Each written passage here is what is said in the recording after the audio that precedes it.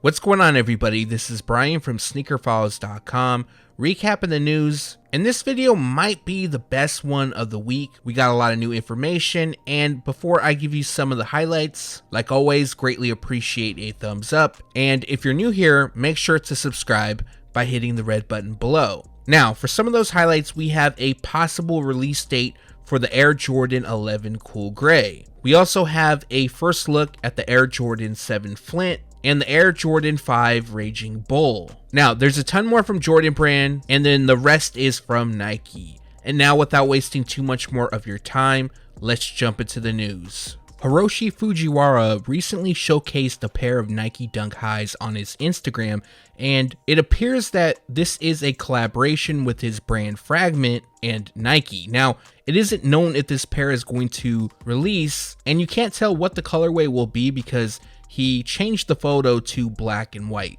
Now, some of the things that we can tell is that it'll come in a two-tone color theme. Also, it'll feature Fragment's lightning bolt logo by the heel. On the midsole, we have FA21, which has a lot of people believing that a potential fall 2021 release could take place. Unfortunately, that is all the information for this pair as of now, but as soon as more information is available, I'll make sure to update you guys. What was originally expected to release in 2020, we now have a first look at the Skepta Nike Air Max Tailwind 5. News about this shoe broke back in 2019, so it's been a while since we've actually talked about them. Actually, I think the only time we talked about them when the initial news leaked. But going over the pair, they feature a black, university red, and metallic silver colorway. Red covers the base along with a unique graphic, and on the overlays we have black leather and a plastic-like webbing.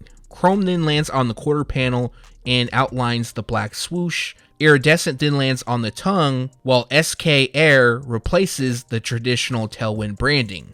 At the time of shooting this video, we don't have a release date, but they are expected to debut spring 2021, and the retail price will be $180. The Nike LeBron Dunkman series, it goes back. I believe it started on the LeBron 2. Now, his current signature shoe, the LeBron 18, will feature the classic theme. Featuring a black and electric green colorway, it comes with black knit posit 2.0 on the upper, along with neon green threads. Next, we have electric green that lands on the swoosh, heel pull tab, insoles, and translucent outsole. Speaking of the outsole, we have the classic Dunkman logo. I'm a big fan of this series. I like the LeBron 18, it's a solid model. I may pick this up, and for those that want to grab them also, they drop on January 30th. The retail price will be $200. The other day, LeBron James and Nike unveiled the Vote Back. I'm going to read from the Sneakers app and then go over the shoes,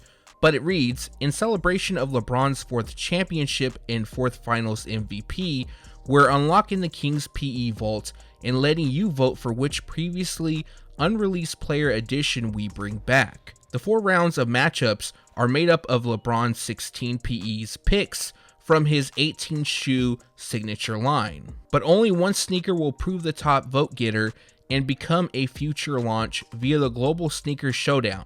Make your picks now and stay tuned for round 2. So I believe by the time this video goes live, round 2 would have begun. Now, I am a bit upset because some of the shoes I really want to see release, and it looks like that's not going to be the case because it's totally lopsided. However, I do like what they're doing here. I believe the first time that Nike did this was for Air Max Day.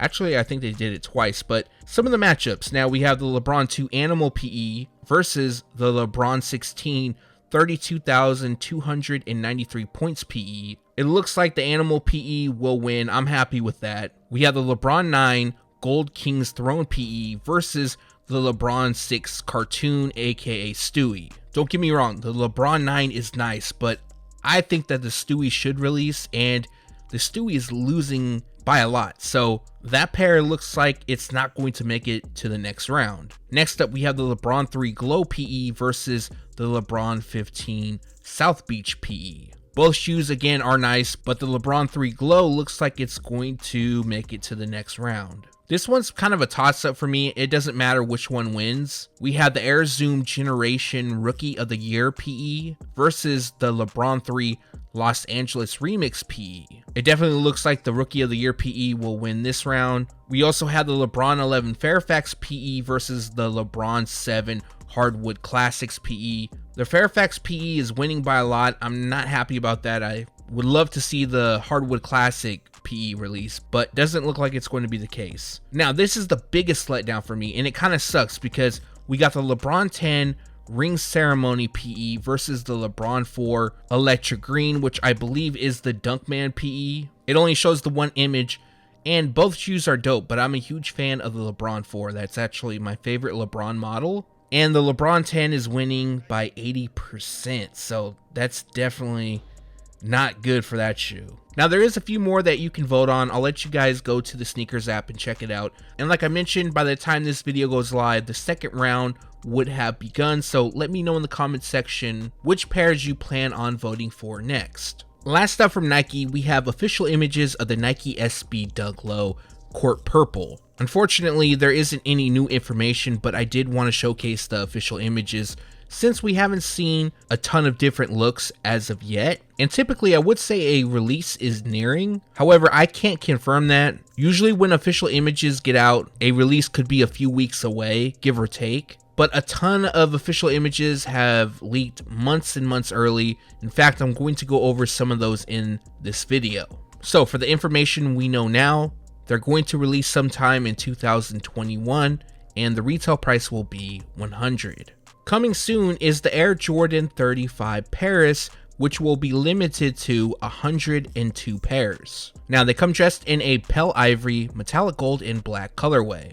Pale ivory runs across the upper, while constructed with mesh and suede. Next, we have black and metallic gold on the tongue, sides, and heel label. Then we have a pearlescent finish on the midfoot plate, a floral graphic on the toe, tongue, liner, and insoles. The number 75 is stamped on the lateral ankle, and each pair is numbered, which lands on the inside of the tongue. Currently, there isn't a release date for the shoe. The rumor is that they'll be available on the Sneakers app exclusively in Europe, but that isn't confirmed. The retail price will be $200. Releasing soon is the Air Jordan 35 Chinese New Year. This pair is a tribute to the Year of the Ox and comes dressed in a black, university red, and yellow colorway. Now, the highlight of this pair is that it features a wear-away upper that unveils a firecracker design. Following, we have Chinese characters throughout. Black takes over the front part of the shoe, and then red wraps the ankle and lands on the heel.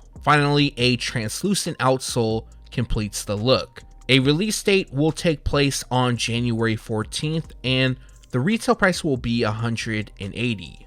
Official images of the Air Jordan 1 Zoom Comfort PSG just leaked, and we also have a release date. With these images, we could see off a few new details. One of those is a 3M reflective swoosh. The Paris Saint-Germain logo on the heel, it has an iridescent finish. And then the insoles have a purple to pink like gradient. Really reminds me of 90s style. And they also come with 3 sets of laces. Now, if this is a pair you plan on picking up, they drop on January 29th, and the retail price will be $150. I know I recently went over the Air Jordan 1 High OG Hyper Royal, but recently official images leaked, so again, I did want to showcase that. And I'm not going to spend too much time on the shoe just because, like I mentioned, I've gone over them quite a few times. Other than the new images, we don't have any new information. A lot of people are calling this pair Turbo Blue because they resemble that of the Turbo Green pair, and they will release on April 17th. The retail price will be $170. Unfortunately, there's a ton of hype for this pair, so getting your size may be on the difficult side. We also have a rumored release date for the Air Jordan 1 High OG Pollen. Now, the image you see on the screen is a Photoshop, however, it is an accurate representation of what's releasing. I spoke on this in the last video, but the tongue label, it will resemble that of the Biohack Air Jordan 1. Other than that, very simple theme, black on the base and yellow on the overlays, white on the midsole and tongue label. So the rumored release date is August 21st, and the retail price will be $170. Now, since it's so far in advance, it's possible that the release could be pushed forward or back, but in any case, I will make sure to update you. We got another update on the Air Jordan 3 Midnight Navy. Leaked last night is the official images, and one of the things I wanted to go over was the laces. So in the last video and even in prior videos, people wanted to know if they're going to come with white laces, because most of the images we saw, they were laced up with Midnight Navy laces. But as you can see from the images, they will come with white laces. I did see an early pair floating around and it had white laces in them. So what I'm trying to get at is I'm not 100% trusting of official images, not after the several mess ups that Nike has done over the past several months. So that other confirmation was all that I needed. But for those that want to grab them, the new release date is March 20th,